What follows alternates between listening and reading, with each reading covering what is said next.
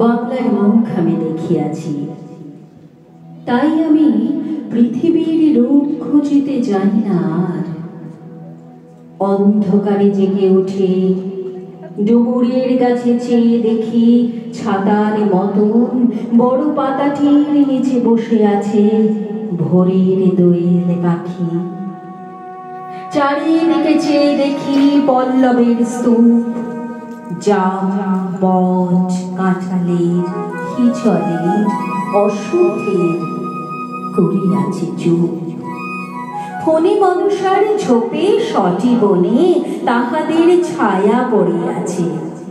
মধুকর ডিঙা থেকে না জানি সে কবে চাঁদ চম্পার কাছে এমনই হিজল, বট, তমালের নীল ছায়া বাংলার অপরূপ রূপ দেখেছিল। বেহুলাও একদিন গাঙ্গুরির জলে ভেলা নিয়ে কৃষ্ণা দ্বাদশীর জ্যোৎস্না যখন মরিয়া গেছে নদীর চড়ায়, সোনালি ধানের পাশে অসংখ্য অশুদ্ধ বট দেখেছিল।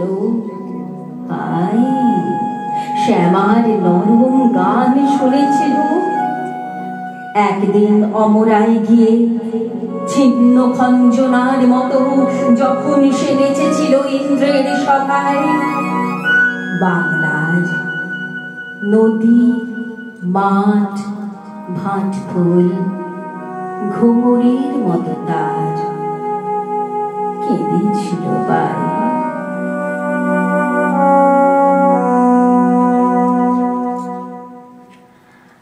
যারা আমি একটু আগে দেখলাম যারা